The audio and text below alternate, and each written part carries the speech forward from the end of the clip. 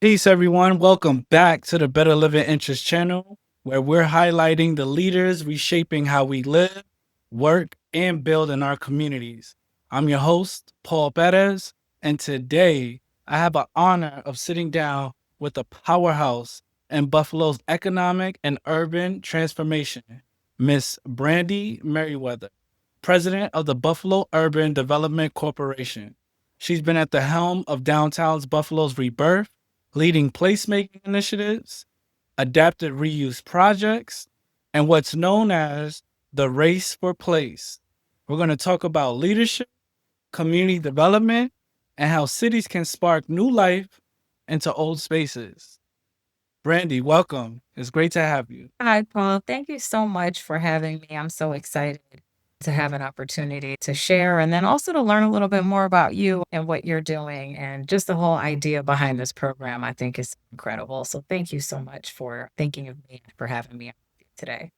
Thank you. Yes, I thank you for joining us. I think that our viewers are going to be in for a great episode to learn a lot from a practitioner like yourself who's been there, done that. Also, a person who has a rich family legacy as well.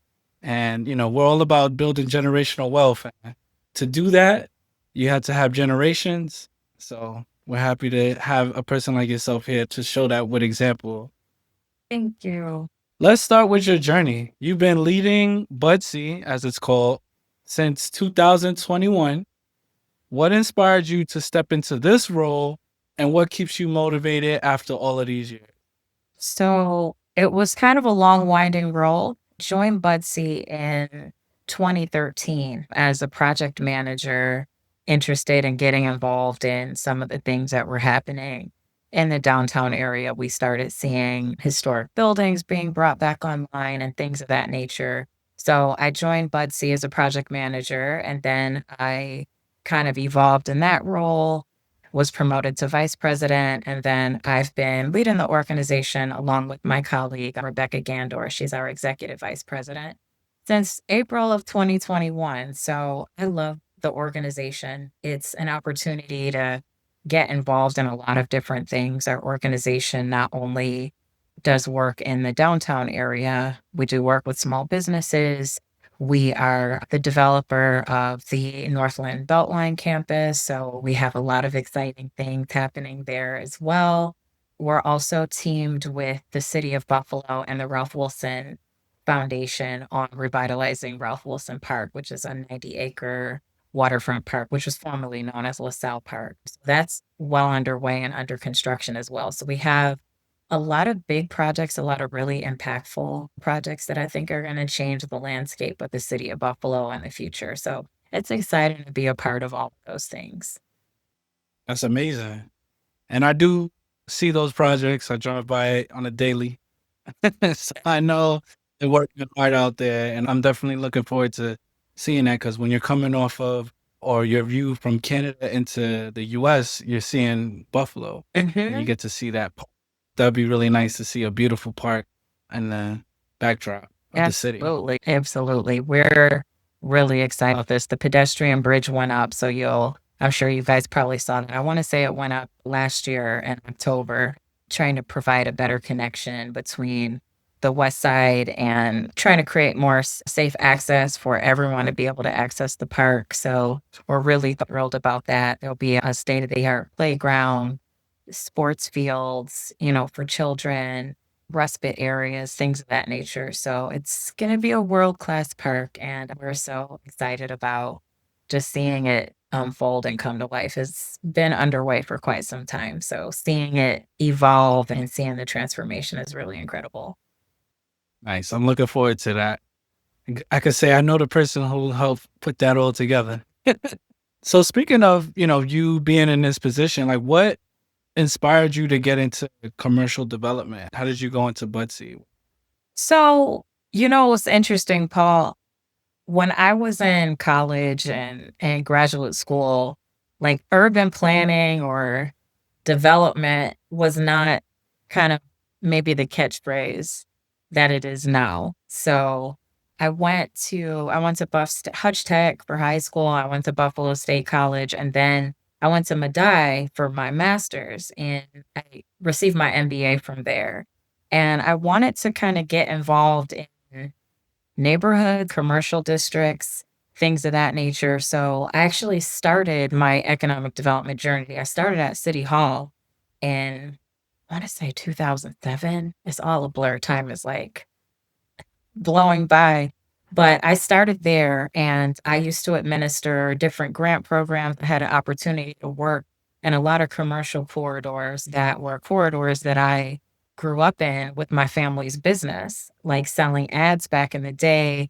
We used to, our newspaper, my family owns the Buffalo Criterion newspaper. So I kind of grew up interacting with small businesses and, writing news stories about them or helping them to advertise or promote their businesses. So when I had the opportunity to join the team at City Hall, it was just like a no-brainer, to really start to help transform some of those communities. So that was really fun. So I did that for quite some time. And I just kind of got my hands in a lot of different aspects of development. So whether it was grants, small business development, workforce development, working on infrastructure projects, I kind of got an opportunity to feel out how all of those things combined really help to create the fabric of some of our commercial districts and things of that nature. So when the opportunity opened at Buffalo Urban Development Corporation, where I am now, to have a part in what's happening in downtown, I put in for it and, thank God and my application was accepted because I love the organization. And one of the things I really wanted to do when I joined Buffalo Urban Development Corporation was to see how I could create spaces for small businesses and specifically minority and women businesses to be able to participate in the resurgence that we were seeing in downtown. Like in 2013, 2014, you saw a lot of buildings being redone. You saw like different blocks of Main Street opening up. And I wanted to kind of figure out how we could make downtown even better and how we could infuse of the creativity from our small business community into what was happening in downtown. So that's kind of how I arrived at Butsy. And then I love it. Opportunity to work on such large projects was amazing. And then I also grew up off Northland. So then to be able to kind of be part of the transformation that's happening in the Northland corridor was it was just so incredible, kind of transforming vacant properties into spaces for training for small businesses and things of that nature. So I don't know what else to say about it. I just love it. Yeah, no, that's amazing to have that legacy to grow up within that. And the Criterion, for those that may know, is one of the oldest Yes, African American. we are the oldest Black owned business in Erie County. And this year, 2025, it's 100 years old. The newspaper is 100 years old this year. So, my dad has been honored all through the community over this last several months. And, it's a family owned business. My aunt Jill Gist is the editor, and my Aunt Patty Ferguson is very involved in all the day to day. So it's an amazing legacy that my great grandfather started that is still evolving and growing. I'm really proud of it because I do feel like having the opportunity to grow up in a family business, having an opportunity to work with so many small minority owned businesses growing up, like since childhood, it really causes you to look at the work that I'm doing now in a different way because you know what some of the needs are. You're familiar with the businesses and the corridors and just the families that are also creating legacies through their small businesses. Yeah, no, that's powerful. I definitely can't emphasize that enough because it's hard to own a business. It's hard to sustain a business that can last another generation. And then three, four Mhm. generations now is powerful. And to reach 100 years, salute. Thank you. That's goals right there. And that's historic. People need to know that at work. Yes, it's And amazing. I'm so proud of it. My great grandfather, Frank Merriweather Sr., started the newspaper really as a way to elevate and uplift the stories of the Black community, whether it was challenges, whether it was triumphs, whether it events of historical significance and things like that. So really to provide that outlet that is a reflective of all the different components of the Black community was his vision when he started. So to see it evolve and now to take it online and things of that nature, it's just being able to see that is incredible. Man, amen. That's a blessing. And you're making history yourself as well. You've been recognized as one of Buffalo's most powerful women in business. How does leadership, especially in urban development, look different for you as a Black woman in this space? I think that's an interesting question. I feel like everything looks different when you are a Black woman operating in the majority of spaces, but I really take it as a positive. Um, it's just an opportunity to kind of look at development or look at projects or look at problems from a different lens, from a different perspective. I'm really used to working in collaborative environments and I welcome that. So, I never walk into a room and try to proclaim to be the smartest person in the room. I think for me, it's really about bringing out the best out of everybody that is around you so that you arrive at a conclusion that literally helps everybody to reach their goals and to take a project over the finish line.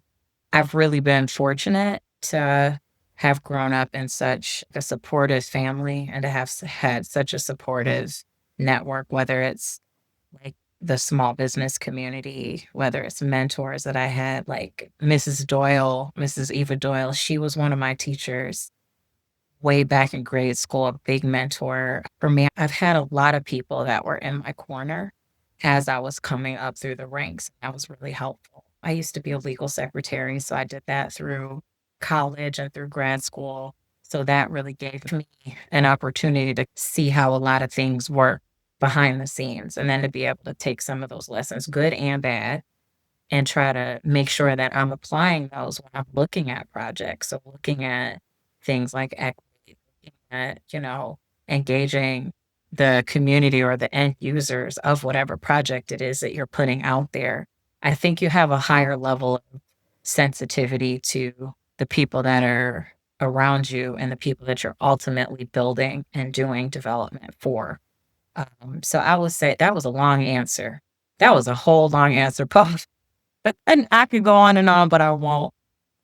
No, the people, first of all, please, because these are the conversations that people want to hear and are not privy to.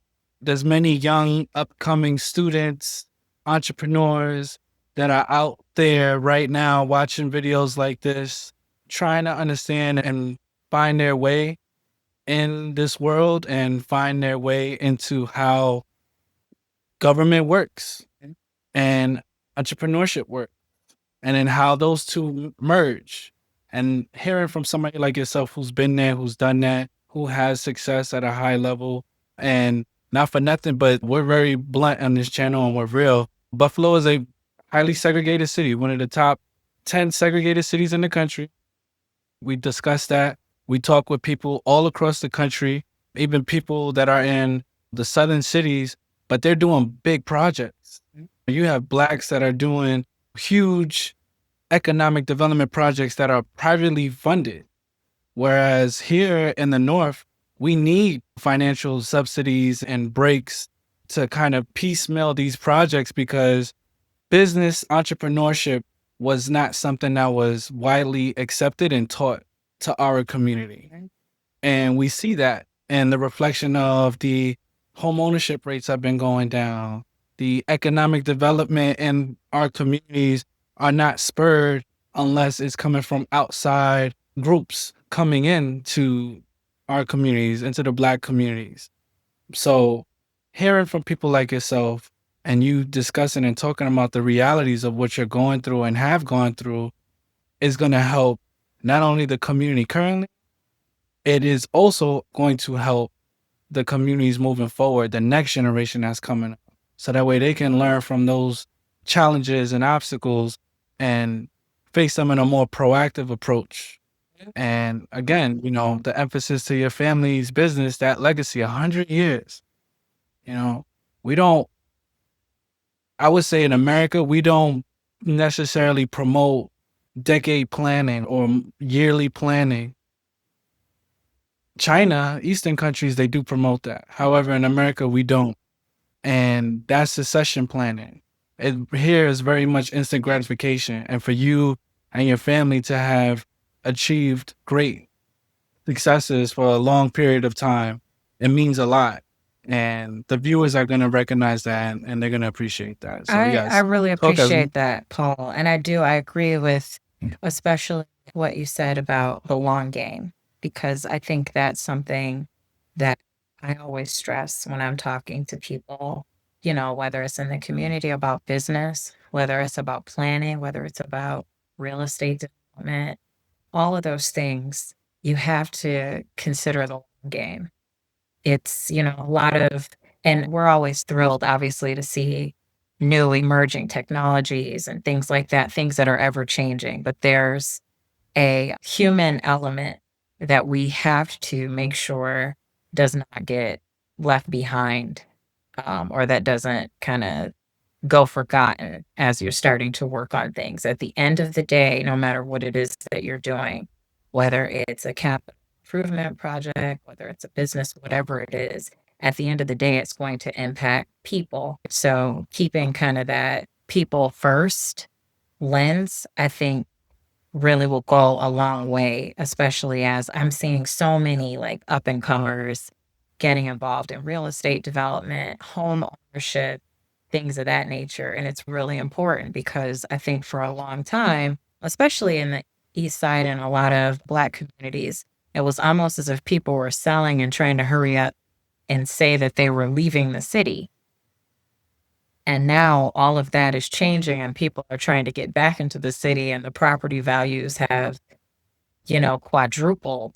So that family legacy piece and having ownership stake in the community is important. Uh, Obviously, you're always going to have renters, you're going to have owners and things of that nature, but really focusing on that ownership stake and making sure that that stays intact so that you have more say and more control over what you want your neighborhood and your communities to ultimately be. And it shows, right? You go down certain streets when they used to have higher rates of home ownership, they look totally different. You have bigger block clubs. Now you go to certain streets, and if they don't have that higher home ownership rate, unfortunately, it looks different. Yeah.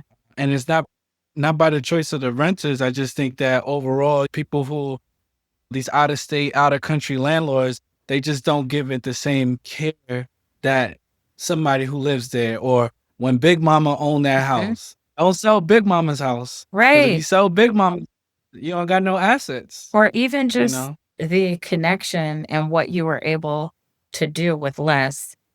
When I was growing up off Jefferson Avenue, the families knew each other.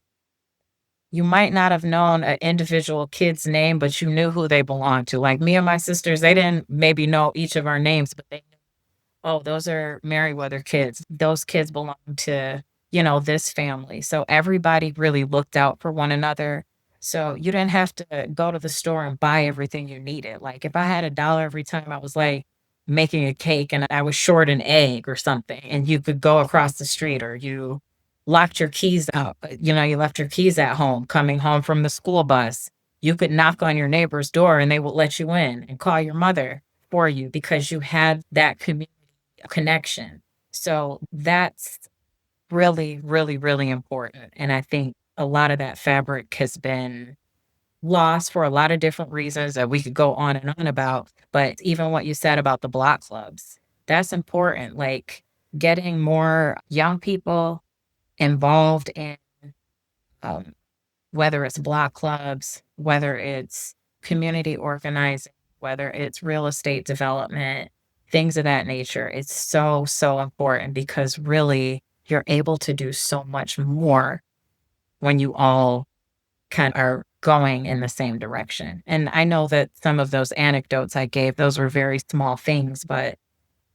when you think of the security that comes with knowing that even if your parents aren't around, even if my mom is at work or, my dad's working on a newspaper, if something happens, I have a neighbor or somebody I can go to. That element of safety helps me concentrate on my schoolwork because I'm not worried about being stranded outside. You know what I mean? I'm not worried that I'm short $2 and I lost my lunch money. And what am I going to do? Because you had that community unit. And that's why I feel so passionate about small businesses and our commercial corridors.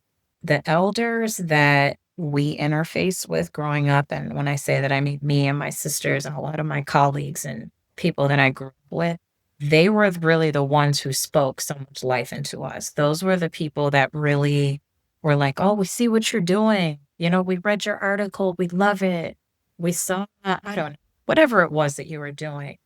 They were such a big supporter of what we were able to do. So I always think about that when I'm going through my projects and I'm working in communities because that stuff really builds your confidence. And you have to have a lot of confidence and you have to have a lot of wherewithal to work in this environment, to be in real estate, to do any of the things that Paul, you and I are talking about right now. You really have to know who you are. You have to really, really know who you are before the world tells you who you're not, what you can't do, what you're supposed to do, what you can't have. You got to know who you are. And that stuff starts in our communities. And that starts with our connection to the people who really love and care about us and who want the community to thrive. So I'm always going to talk about that. I'm never going to not talk about it because when people ask me, that's just what it is. I heard you on that. It's great work, and I love this. So speaking of, your impact in this work that you're doing, can you tell us what's one, or if not, maybe several pivotal moments that you had in your career where you knew you were making a lasting impact on Buffalo, on the people that you were just discussing? What's so funny about Buffalo and just about the projects? There isn't maybe necessarily one big project. It's the small things that you might have done that you forgot that you did, that you didn't even think anything of, that somebody came and found you 5 years and told you, like, "Oh my goodness, you referred me for some." We're on a selection committee and my business received funding and I was able to do X, Y, and Z. The small things that you don't even think about have really been the things that when I'm out and about, people will approach me about. And it's so funny because half of the time I'm like, really? I don't even remember. They're like, no, it was so helpful. So I love that. I really, really love that. As far as one of my favorite projects is the Queen City Pop-Up Initiative. That was one of the projects I started at Budsy, and it was really taking space and then transforming it into retail shops for small businesses. And I really had a focus on women and minority businesses. So we've done, oh my gosh, I want to say we've worked with probably over 60 businesses. About 85 to 86% of those businesses have been minority and women-owned businesses, trying to provide, whether it's promotional support, trying to link them with through our program. If you're accepted, you get free retail space for a 2 to 3 month period. So kind of giving people an opportunity to test out their business without any risk. Because a lot of times, and you know this because you're in real estate, Paul, a lot of times if you want to lease out a storefront, the property owner wants a 5-year lease or a 10-year lease. If you're a new business, to take on that risk and not know if it's going to work out or not have a chance to kind of test out your concept can be very harmful financially, especially to small businesses, or maybe you're a home-based business and you want to take a shot at expanding. So our program provides that without any risk. See, kind of coordinates with the property owner. We do on-site training and things like that. And then I have a new concept I'm launching for the holidays. It'll be a new outdoor concept. So it'll be at Fountain Plaza. So we're going to have Fountain Plaza all lit up. We'll have small businesses located there for a 3-week period. We'll have music, DJs, things of that nature. Just really trying to bring an experience that's welcoming for everybody and that is going to breathe a little bit of life into the downtown area. And then that's also reflective of the community as well. So we really want the representation there to be reflective of the city of Buffalo. So I'm excited about that. That's what I was actually doing, Paul, while I was running late, I was trying to get some stuff, get some things lined up. So that's one of my favorite initiatives. I love getting to know all the businesses, working with them. I hire them for things for myself sometimes as well. So I love that collaboration and really being able to support small businesses. Northland is another big one too. So we're in the next phase of construction at Northland. So I have to have you for a tour or something. But Yeah, it's true. construction started. So I know everyone's probably familiar with the main building, which is where the Northland Workforce Training Center is. And we have about 5 or 6 other tenants there as well. Rodriguez Construction is located on the Northland campus. Think Buffalo, Breathe Tech, Buffalo Manufacturing Works. We have Flat 12 Mushrooms, and they're a mushroom manufacturer. So they're actually on campus as well, too. And then we own about 12 or 13 properties that we are going to be redeveloping. And we've been working very closely with the block club and the community on that. So that construction, that next phase of construction is underway. So that's exciting because I feel like we've been working on this one for a long time too. These are big projects. Mhm. That's a They're lot of work. huge. This phase is almost $16 million. This phase that we have under construction right now. And then phase 4 should be starting within a couple months as well, which is another building that's right next door to the main property at 631 Northland. So it's going to look so different. It is going to look so different. And just to be a part of that I still can't believe it. Like, I still myself cannot believe it. Like a little girl around in this neighborhood, and now part of redeveloping this edifice, this structure. And when I see some of the elders when I was a kid, like that I knew when I was a kid, just seeing them and how excited they are, it makes the work more valuable because I know they're excited for it. I know they're waiting for it. We're also doing a community solar project in the Northland area where we're going to be able to offset the electric bills residents that live in the residential homes across the street from where our project is. So we're excited about bringing that to the neighborhood as well. It's dope, especially now with this electrification initiative and law. This is going to be heavy. This is going to be very heavy for the state. So Yeah, I don't know how they're going to this all out. I know. I mean, we've So been redoing some of our infrastructure at the Northland campus as well to try to bring more power to the campus. But no, you're right. You're absolutely right. it's just major work. But glad you are proactively getting ahead of it and putting some systems in place to help those people. Because it's one thing to do this big work and think of the larger scale. It, to your point, it's also thinking of not only just the economic impact and the impact of the people who are in those neighborhoods living a daily life. Right, How does this work touch them? Is this going to help uplift them as well right. and benefit them? That's conscious development right there. Well, for that. Can you talk a little bit more about a race for place? Oh, Very yes. exciting. Yes. So, Race for Place is our downtown initiative. And it's really all about trying to create a better sense of place. So, right now, obviously, we've seen a lot of historic buildings come online and things of that nature, but we're trying to fill in some of the gaps. So, we still have, you know, a lot of surface parking areas that kind of break up the connectivity of downtown. So you have a lot of different areas that have been built up and they're all part of downtown, but they don't feel all connected when you're walking the street. So you have Larkin and then you have the Cobblestone District and then you might have Chippewa, you have Main Street. All of those are right near downtown and obviously the waterfront. But when you're walking those blocks, it doesn't necessarily feel completely cohesive.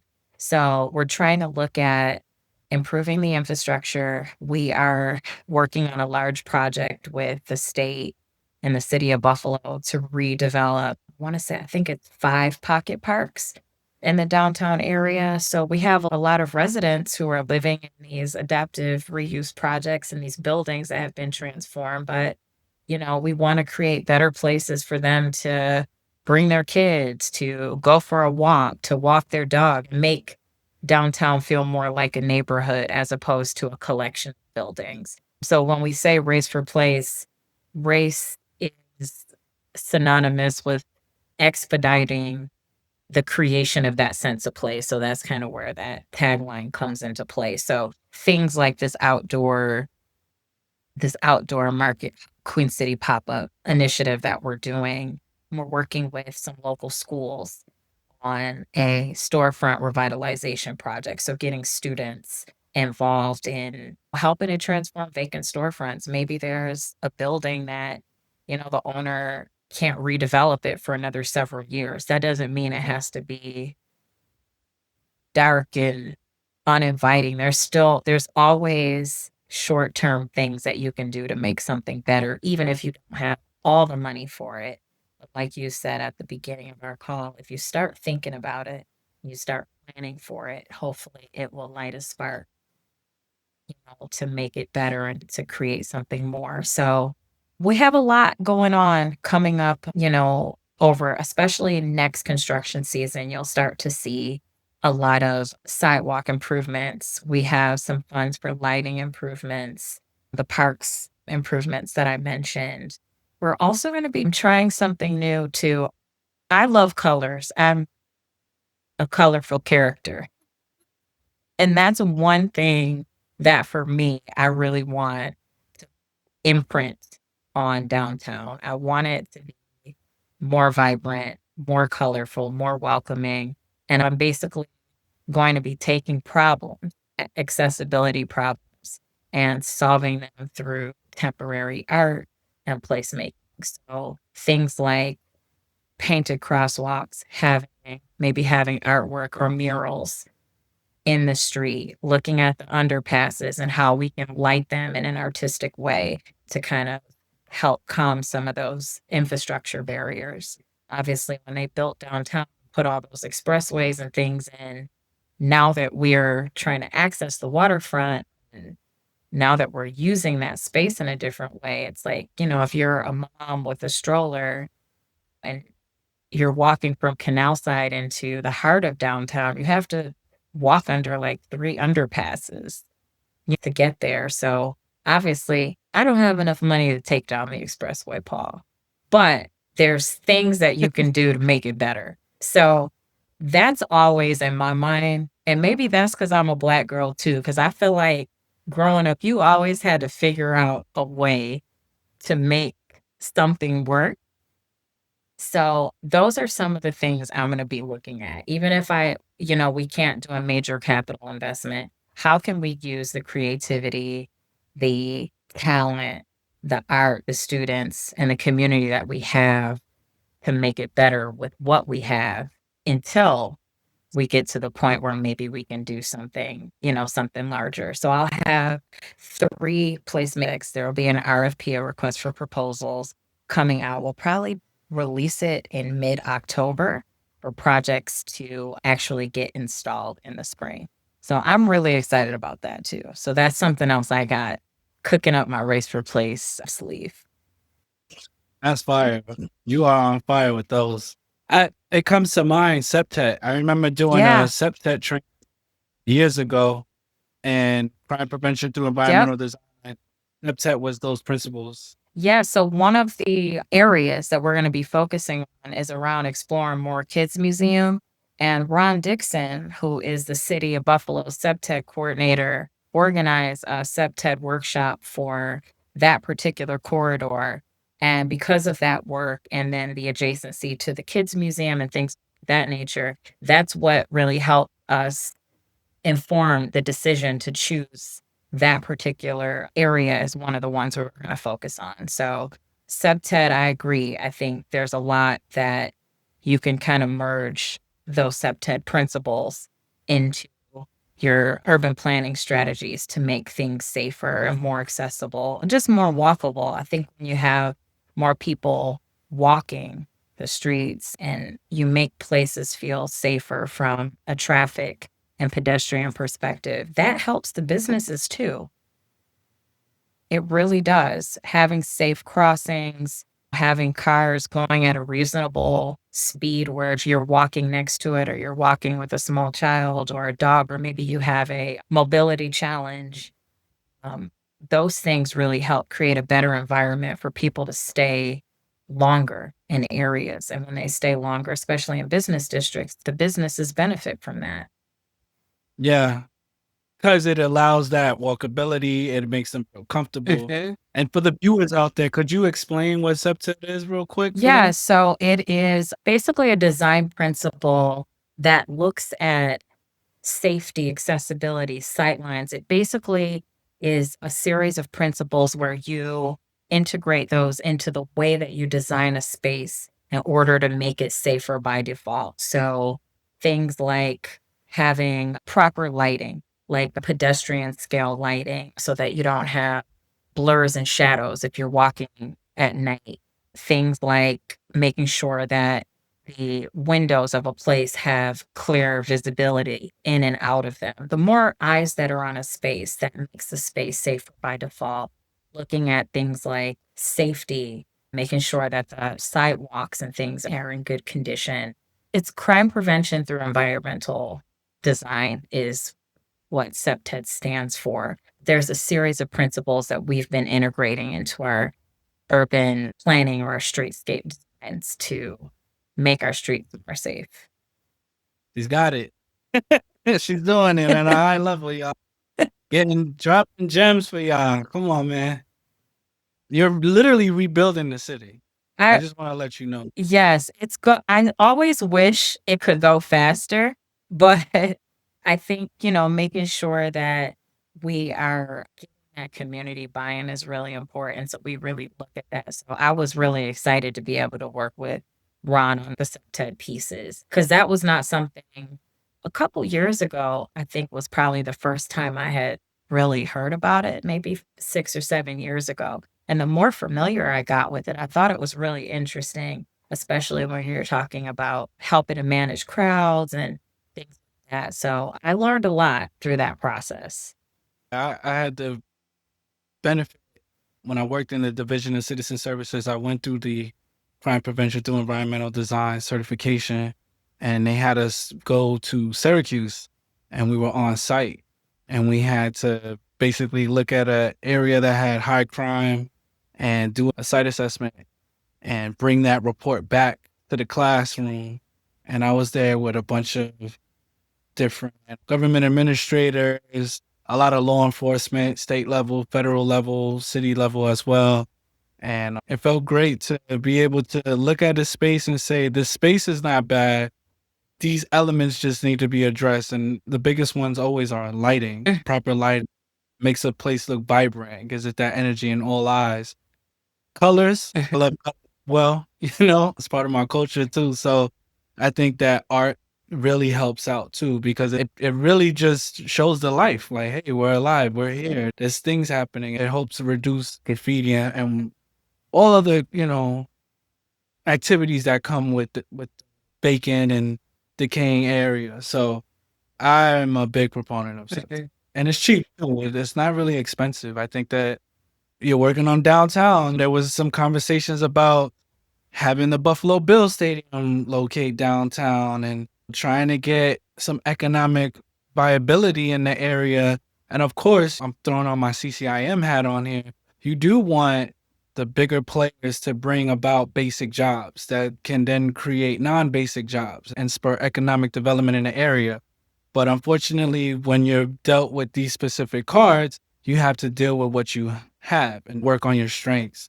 And for you to understand that and are navigating that and saying, hey, we have a real strong small business community here, we should promote and push them.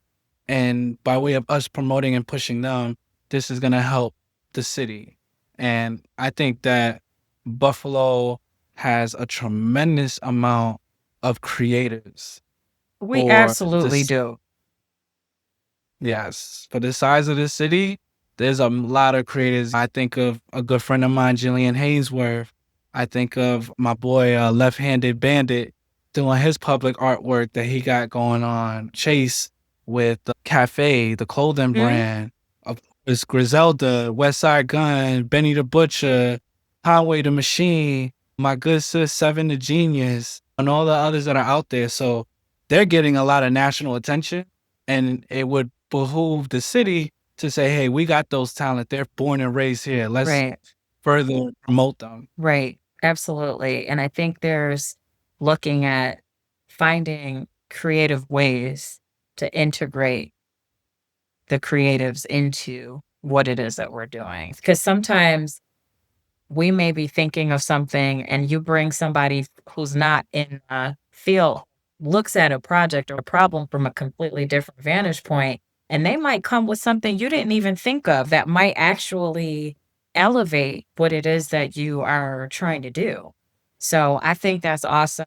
We're going to be doing a couple partnerships. I actually just met with one of the schools we're going to be partnering with on some of our art projects. I went toured, and when I was looking at just some of the stuff the photography students were working on and the graphic artists and the painters, it's like, oh my gosh, how do we make sure that we're still keeping young people connected into what is happening? Because that's really important.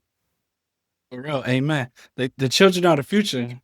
Legit though. 100%. Literally. Like, if you right, that's how you started. Literally. And they invested in you. They encouraged you. They gave you that confidence. You Yes. know, and they didn't tell you no. They didn't say, "Oh, I didn't like this article." "Oh, what you said on here wasn't nice." They were just like, "Hey, look, keep going. We love what you're doing." And you further develop your skills, and now you're rebuilding the city. Yeah, no, definitely. It's so important. I remember when I was a kid, I went to Campus West for grammar school, and Mrs. Doyle, and everyone knows Mrs. Doyle, just I mean, Yeah. local historian, author, teacher. I was so lucky to have had an opportunity to be taught by her really, really little. And Mrs. Doyle would have us do these presentations, and we'd have to do public speaking. We'd have to speak to the TV camera. She would invite the news to our class.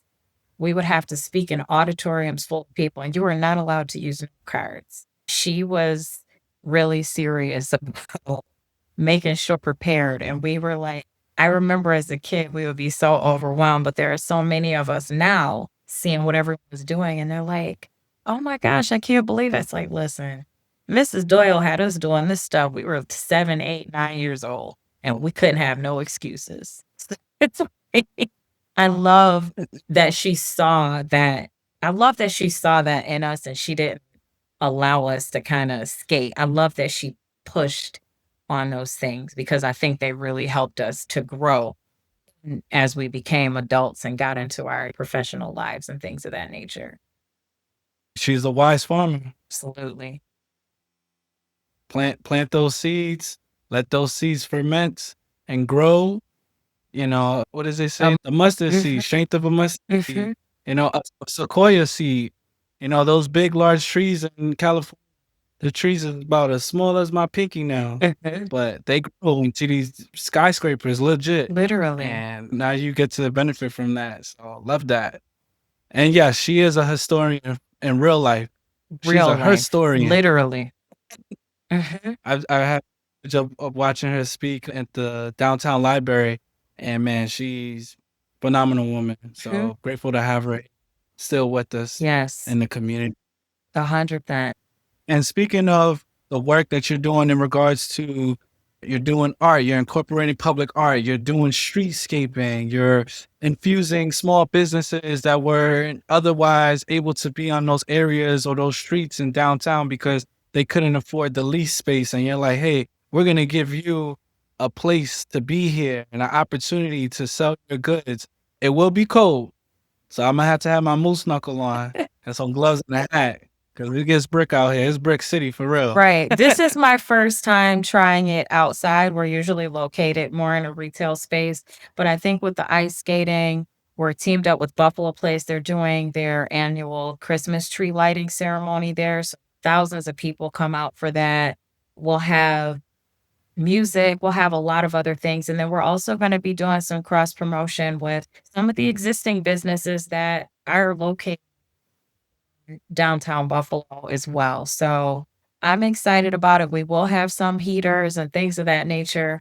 Anybody, if you're a small business retailer with holiday gifts, or you want to participate or you want more information, you can send me a note at our website. It's buffalourbandevelopment.com. If you want to know anything about any of the projects, whether it's Northland and the development there, or Ralph Wilson Park, or if you want to get involved in what we're doing in downtown as well. We also do focus groups with people who are maybe new to Buffalo or who just moved into downtown.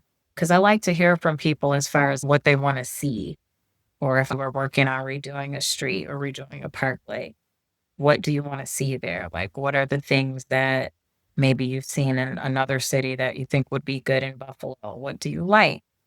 Things should we do more of? I like to hear from people so that you know when you're pushing for something is something that is going to resonate with the end users in the community. So buffalourbandevelopment.com, send me a note about any of the stuff we talked about today. Amazing. Exactly. You have to be in it to win it, to understand how to make things move. And speaking of making things move, uh, I like the fact that you have done a lot of work with reused, as well as now you're doing some stuff in new construction with the park, etc. And also the phase 4 of the Northland corridor that is going to be new construction. No, that's gonna Uh, s- that's gonna be adaptive reuse too. oh, okay. Yeah. Adaptive reuse. Yeah. Okay. Nice.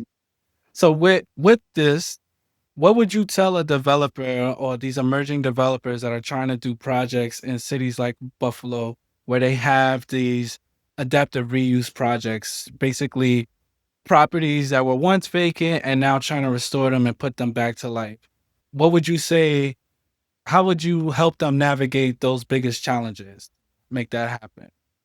So there's a couple things I would say. I would say, first of all, have a sound plan as far as what it is that you want to do, what your end use of that building is. Sometimes people may come up with an idea for a property and they'll say, I want to put a museum here. I'm just using that as an example. Mhm. Making sure that what you're going to end up with in that building is going to generate enough income for you to be able to sustain that property. I would also say there's a lot of resources out there. There's a lot of organizations that are out there that can really help steer you in the right direction as far as tools, whether it's tax abatements, whether it's organizations that provide funds for bringing vacant properties back to life. So I would say, you can connect with me at Budsy.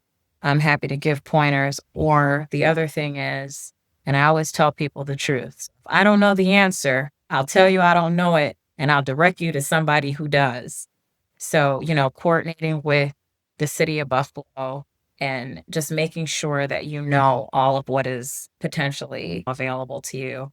Also, just having a good relationship with an architect. You need a banker.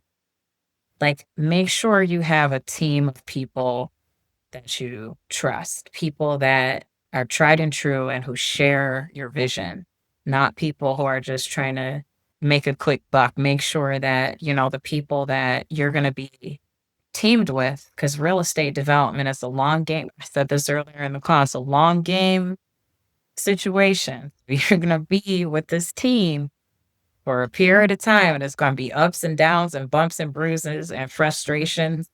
Make sure that you have a team around you that supports you and shares your vision. And also, depending on how large your project is, just making sure you have that community buy in and that community support as well on a project. It goes a long way. I know it's been very, very helpful for us when we undertook the Northland project. That Our Northland Advisory Committee is made up of a number of stakeholders, small businesses, residents, block clubs. They are so helpful to the process and they really help us to spread the word about what we're doing to the larger community. And it makes the project go much easier because you don't want to get hit with opposition or find out somebody hates your project now when you're at planning board. You want to have you want to Seen that. I've seen it right. in real life. Right. You've seen it. Listen. So, It ain't happened to me, young. It ain't happened because we make community first. right. That's number one. Right. We go to the community. We have those conversations, but I have seen that happen. Right. Sorry, I had to make. Yes, no, but it's true. So just, making sure those things. And then when you're working with people, you might know somebody who's a lawyer or you might know somebody who does something, but that doesn't necessarily mean that they specialize in what you're trying to do. So sometimes just do your own research, talk with other people that you trust, kind of get their insights as you're working to build your team and things of that nature, and just be in it for the long run. It's a long game thing. It's a man. I got my Nipsey painting up here. He always talks about the marathon. Mhm. It's a marathon. Mhm. So I hear you on that one. Going back to the development projects within the city and the downtown area, and we're talking about reuse. A lot of this, and this is just commercial nationally, since the pandemic has happened, a lot of areas, a lot of properties have lost their office use. And downtown is significantly structured in a way that it's more so predicated towards office space. Yes, there's some commercial, but it's downstairs. A lot of the building, pretty much 80 to 90% of the properties are used for office space. How do you at Budsy help those properties get filled up? Is it conversions now going from office to residential? What does that look like? So, Paul, I'm so glad you asked this because this has been something we've been working on through our Queen City Hub Revisited initiative with the city, Buffalo Place, and a series of others. Because you're right. Although we have seen a lot of mixed use conversion, so there's a lot of properties that are office, maybe office, commercial, and residential. But I think as we did a deep dive, we interviewed like everybody and their mother, like from the property owner's perspective, the employers, the employees, the small businesses, really trying to get our arms wrapped around what are these numbers looking like? And even if you have a building that's currently leased, are your employees in the office? Are they in the office 2 days a week? Are they in the office 1 day a week? What does that look like? And then when your lease is up for renewal, are you looking to keep that same amount of space? Or are you going to be reducing your amount of space due to your employees maybe working at home? What we found is that we had 58,000 employees working in the downtown area before the pandemic. That number is down by about a third. We've seen about a third less transit ridership, a third less parking utilization as well. So we looked at a number of different metrics. I think the general consensus is that we're down by one third of what things were pre-pandemic. Yes, pre-pandemic. So yes, as far as conversions, this has been something we've really been focused on. We did a analysis with one of our partners through the organization is called NAIA. And basically what they found is that even with all the tools and incentives that currently exist, there's still about a 20% gap to make an office conversion work in the current climate. So right now our team is working with the city, Buffalo Place, NAP, the Bob Shipley and his team at the Rudy Brunner Center for Excellence on lobbying for new, like whether that's a new tool, whether that's revamping the existing toolkit that's out there for real. When I say toolkit, I mean incentives for real estate development, because I definitely think it's really important, especially from a tax base perspective.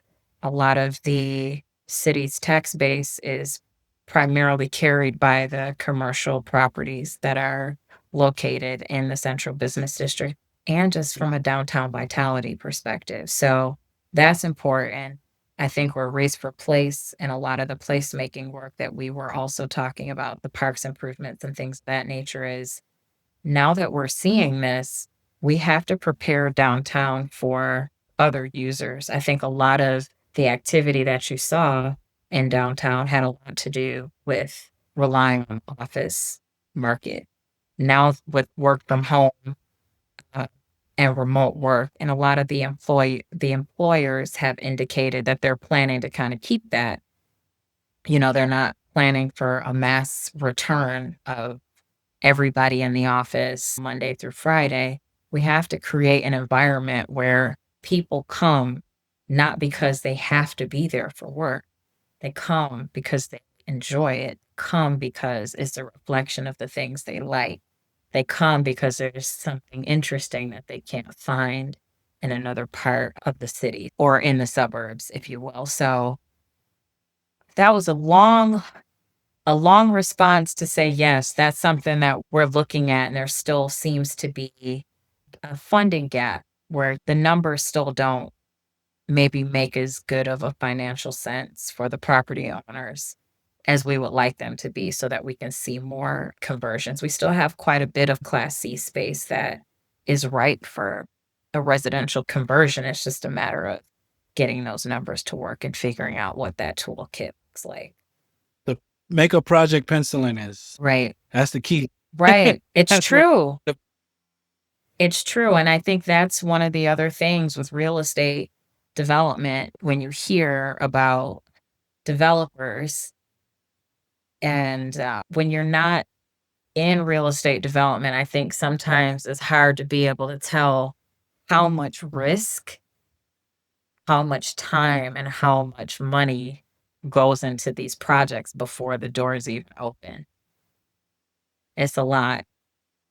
yeah, and also of course, architect fees, attorney Eating fees. people You got to alive, tearing people up, and feed. What's environmental one. Up, they dig the hole. They found it was a a brown. barrel, yeah, under the ground. Now we gotta call DEC. Like Phase two. That's another 20 grand. It's there's asbestos in yeah, the wall. Like lead. Yeah, it gets expensive, y'all. So for those that are trying to do that, keep up the good work and make sure that you do your due diligence to what Brandy had mentioned, your team. You got to have a good, solid team that you can trust, people that can, essentially look at the property and they can give you their full expertise knowledge of not only what its current state is and condition and cost, and what it can be moving forward for whatever design that you're trying to implement in there. It does go a long way it and really it can move. does. Yeah. The to that, Paul, too, is Mhm. when you're working with your team and you're looking at projects, also look at the climate and look at what is happening in the city. So when you look at a building, yes, you might see a building that you like, but really take inventory of what is happening, what's adjacent to it, what maybe new exciting things are happening in close proximity. Maybe there's some major development plan or something else that's happening. Take those things into account when you're looking at your project too. Because I think one of the other things I find, and this is just you and I talking, Paul, sometimes we're behind the eight ball as far as what's happening. By the time we hear about it and then get involved, you're late to the party. So stay up on the news. Stay up on, you can go on the city's website and see what things are going to planning board. Make sure, just take an inventory of what is happening in your community, what's happening in and around properties that you own, maybe even properties that your family members own. And also use some of that knowledge when you're starting to think about what you want to do with your assets and what assets you want to purchase. Stay up on what is happening around you because you'll blink your eyes and you'll have thought you were in on a new opportunity, and it's like, you late to the party. Right. They building a whole new structure in front of you, and you're Right. You like, "Oh, done I missed the didn't." community meeting and everything. Like, If you're active on Facebook, it doesn't hurt you to go in and also look at the different municipalities wherever you are, wherever in the world, because we got viewers all over the world watching this. yes, Um, yes, Look up your local government, community development meetings, block clubs, any projects, state funded, Providence funded, country funded projects, because that's where you're going to know, right? Because as a real estate developer or somebody involved in real estate, it's all about business. right, And you don't want to be in the back end, you want to be on the front end as right, best as possible. right. And And the people sometimes who are on, Facebook is not accurate. Sometimes I think people take social media as a news source, and that's not always the case. So do, like we said, do your own research and be active in what is happening. Know what is happening in your community, not just through social media or through word of mouth, but do some of your own research as well. and as we're getting closer to wrapping this up, I did want to bring up about the electrification, if you don't mind. If we could talk a little bit about how is that impacting now future development projects, because that is going to be the law for New York State come 2026. And more than likely other states are going to follow as well. What does that look like for from a municipality perspective and also working with developers do adaptive reuse and or new construction? Yeah, I think it's definitely something the development community has been looking at. I know there's been some new tools and resources that are out there. I would also encourage people, especially if you're in real estate, maybe you have a vacant commercial property you're looking at that's on a commercial strip. Sometimes National Grid has funding for vacant properties and things of that nature. It's coming as far as the move towards electrification of buildings and sustainability and all of that stuff. So I'm also still kind of trying to stay on the pulse of what is coming down the line, just even with residential homeowners and things of that nature. Sometimes we have a very old housing stock in Buffalo.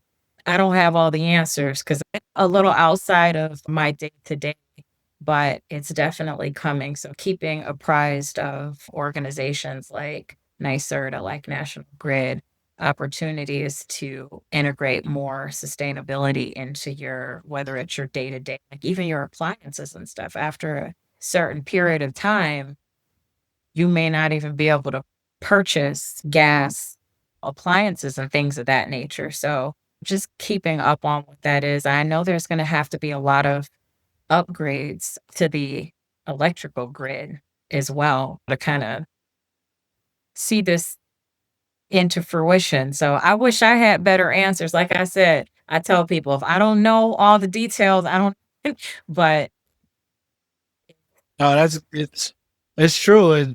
We're talking about it in the real estate world. We're having conversations within the Buffalo Niagara Association of Realtors Mhm. Association.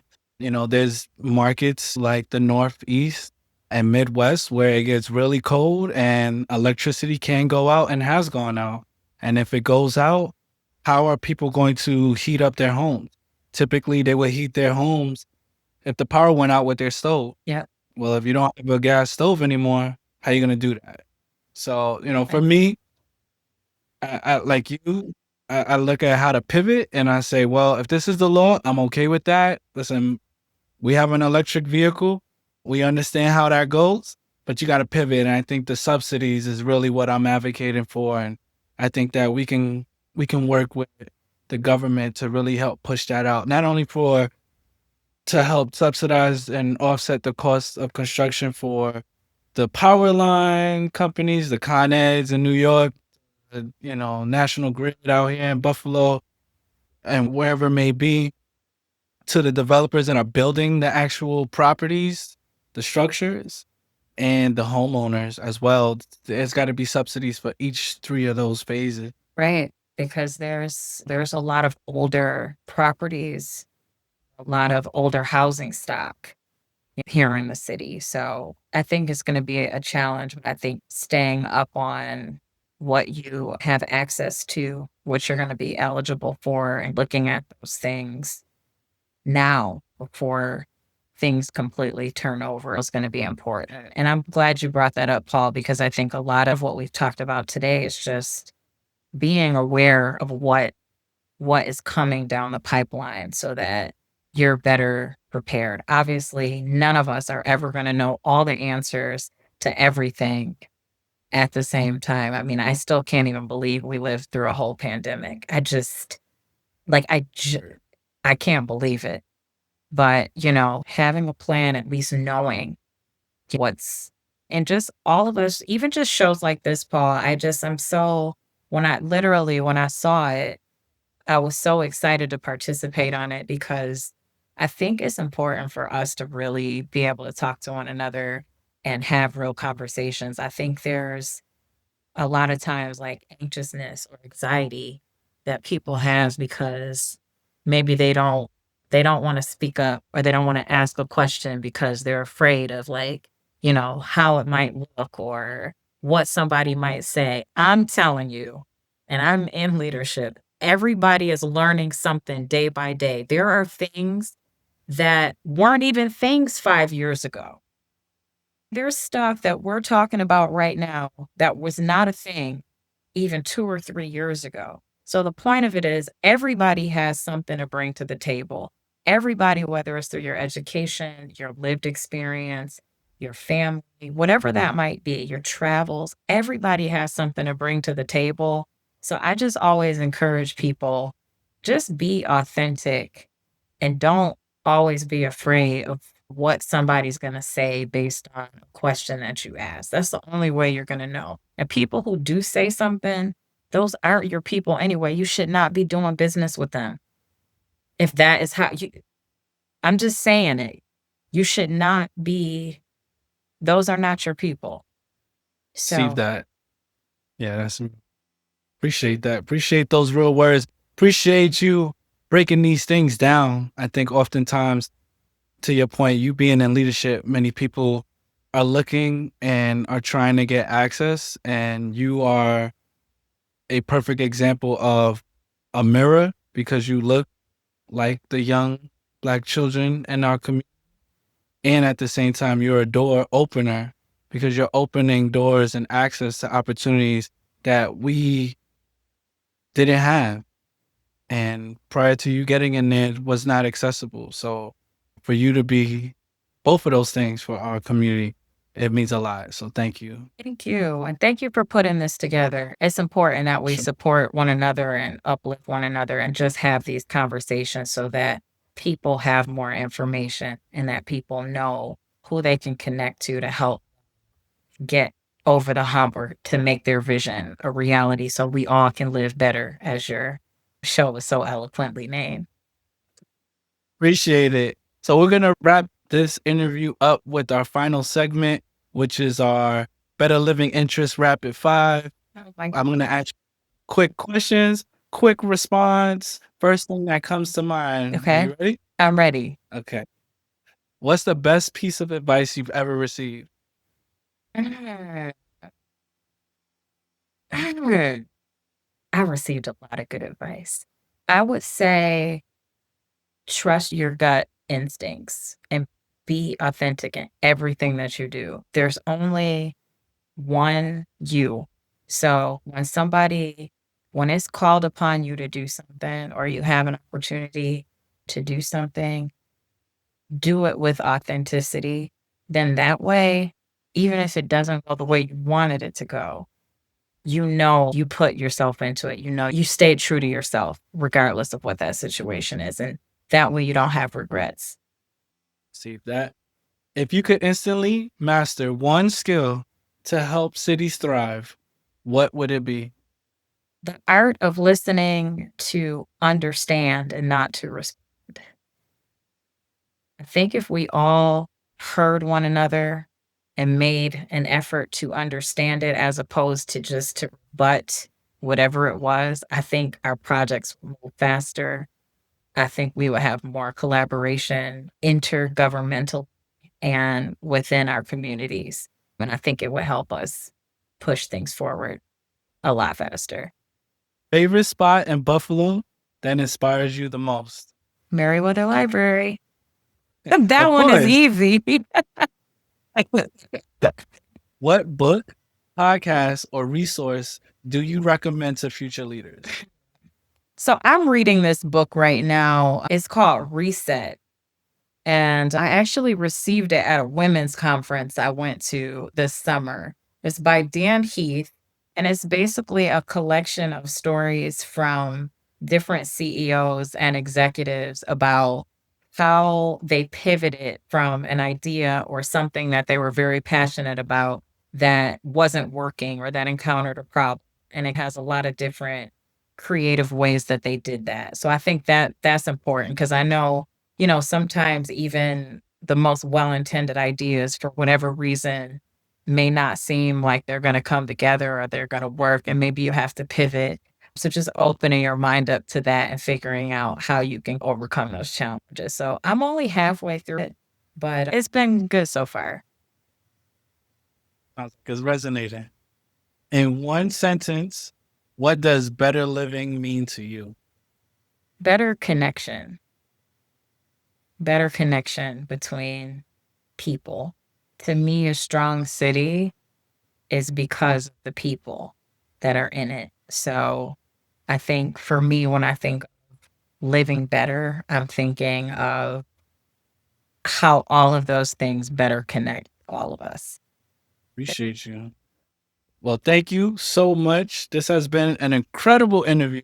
I think we've definitely gone in the books for this one. You got to rewind this, chop this up. If you can't play it all in one sitting, I definitely don't recommend that. I recommend that you break this down because you really want to take in these words. I myself am going to have to sit back and listen to this like I do all my interviews because there's so many things that are just being given out here that I really want to appreciate it and captivate those words and turn those words into actions for myself, including, and also follow up on those books that you mentioned as well. So I truly appreciate you for sharing your vision, your leadership, the challenges that you have to overcome, your successes, and most importantly, your passion for Buffalo has been incredible. And I'm looking forward to many, many, many more projects to come from you and your Thank team. you. Uh, Same here, Paul. This was a pleasure. Thank you so much for having me. And hopefully we can do this again sometime. yes, I want to definitely come out and do the physical tour. I think Perfect. that'll be great. That way people can see and understand where the vision is. And maybe we can even give them a sneak peek of the outside spacing that you have in mind as well downtown. I'd love to. And yes, and before we wrap, how can people connect with you to learn more about yourself and the work that you're doing at Budsy? So I'm on LinkedIn, Brandy Merriweather. You can also leave me a note through our website, which is buffalourbandevelopment.com. All those messages, anything, you can enter into the box will come to us. Just leave your phone number, your email. We have a lot of different opportunities that people can connect with us, whether it's wanting to learn more about Northland, activities that are happening at Ralph Wilson Park and that construction. Also, if you're a small business owner, a small restaurant owner, we'll have restaurant space available at Northland starting January 1st. And then also, if you're a small business owner and you're interested in getting involved in what's happening downtown and you want to participate in the Queen City Pop-Up Project and one of our upcoming outdoor markets, you can leave me a note there too, and we'll make sure that we get the information out to you. So we do events and things all the time. If there's an opportunity, or if you're interested, I'm happy to talk to anybody or to give any advice or pointers on some things that you may have going on. So you hear that, future real estate developers, real estate professionals, all of those in between coming up, she's accessible. Reach out. Absolutely. Okay. Thank you, Paul. Well, thank you. Appreciate you. And to everyone out there, please let us know what are your biggest takeaways from today's conversation. Drop your thoughts and questions in the comments below. Please like, comment, and subscribe to the channel for more great content like this. And again, peace and live better. Thank you.